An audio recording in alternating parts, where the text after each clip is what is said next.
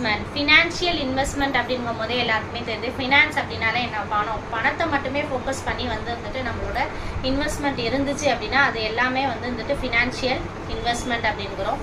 Financial இன்வெஸ்ட்மெண்ட்டுக்கு எக்ஸாக்டான ஒரு இது என்னன்னு பார்த்தீங்க அப்படின்னா, எக்ஸாம்பிள் என்னன்னு பார்த்தீங்க அப்படின்னா, ஷேர் மார்க்கெட்டில் போய் இப்போ வந்துட்டு ஷேர்ஸை வந்துட்டு நம்ம பர்ச்சேஸ் பண்ணுறோம். அதுக்கான ரிட்டர்ன்ஸ் நம்மளுக்கு ஃப்யூச்சரில் என்னவா கிடைக்கும், வித் ரிட்டர்ன்ஸோட கிடைக்கும், வித் கெயினோட கிடைக்கும். ஸோ அதுதான் வந்துட்டு இதுக்கான எக்ஸாம்பிள் அப்படிங்கிறோம்.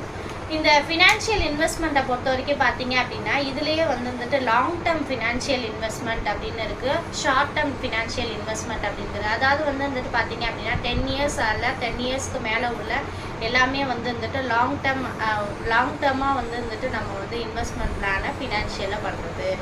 இன்னொன்று பார்த்தீங்க அப்படின்னா ஷார்ட் டேர்ம் அப்படிங்கும் போது நம்ம என்னது, ஒரு 1 இயருக்குள்ளே நம்மளுக்கான ரிட்டர்ன்ஸ் நம்மளுக்கு திரும்ப கிடைக்கணும் அப்படிங்கிறது தான் இந்த ஷார்ட் டேர்ம்